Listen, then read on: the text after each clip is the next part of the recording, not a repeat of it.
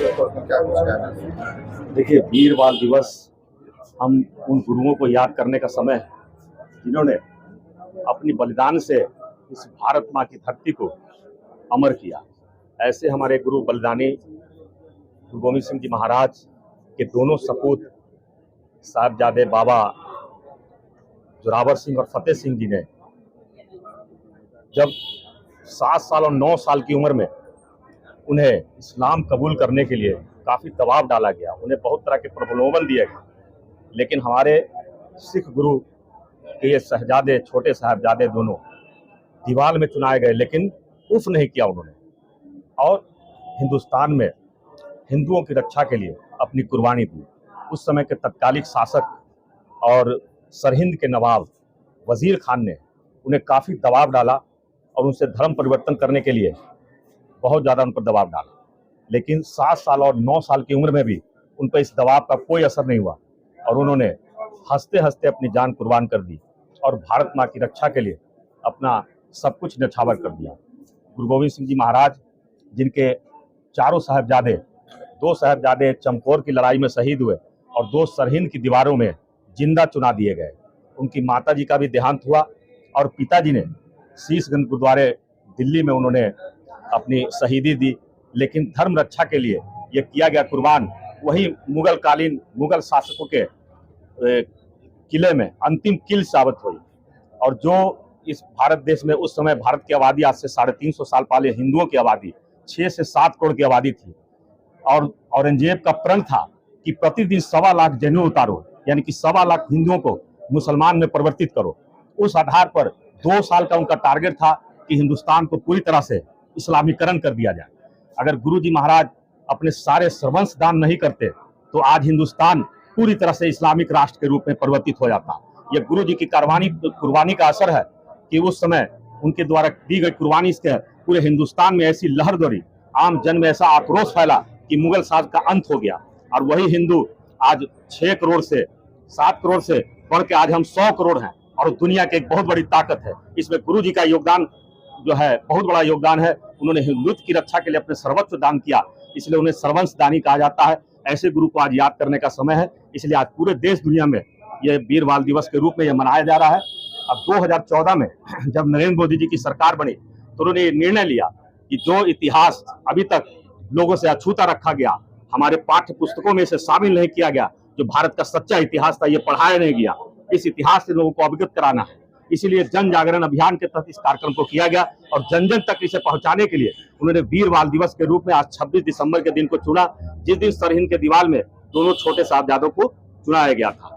तो इस दिन उनको याद करके उनको नमन करने का दिन है।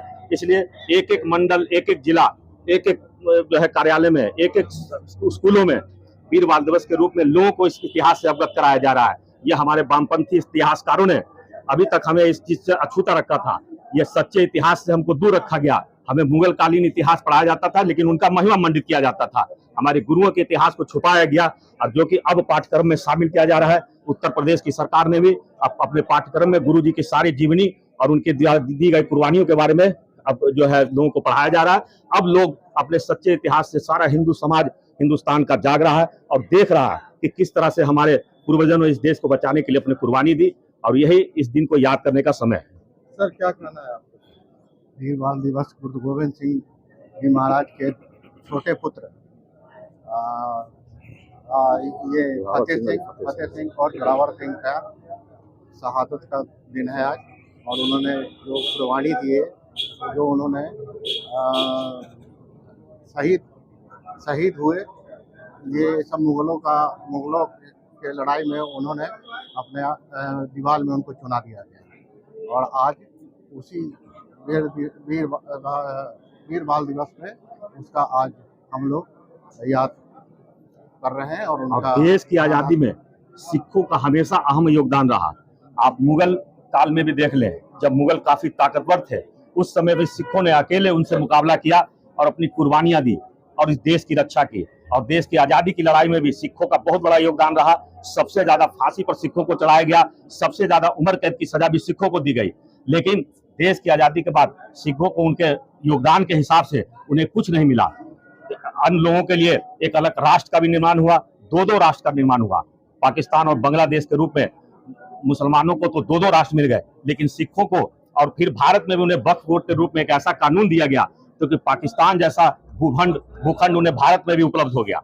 लेकिन सिखों के लिए अभी तक इस सरकार ने उस हिसाब से कुछ भी नहीं किया है, क्योंकि मैं इस आधार पर यह मांग करता हूं कि जिस तरह से सिखों ने अपनी कुर्बानी दी और उन्हें इस आजादी के इतिहास से भुलाया गया, मैं ये मांग करता हूं कि वक्फ बोर्ड की तर्ज पर सिखों के लिए भी एक खालसा बोर्ड का निर्माण हो। जो बेघर सिख हैं, जिनके पास जमीन नहीं है, जो पाकिस्तान से लूट पीट कर आए हैं, उन्हें भूखंड दिया जाए ताकि वो रहने और गुजर बसर इस देश में कर सके। आपकी पार्टी की जिस तरह से भारतीय जनता पार्टी काम कर रही है, क्या वीर बाल दिवस पर कोई प्रधानमंत्री जी का कोई घोषणा, कोई कार्यक्रम होगा क्या?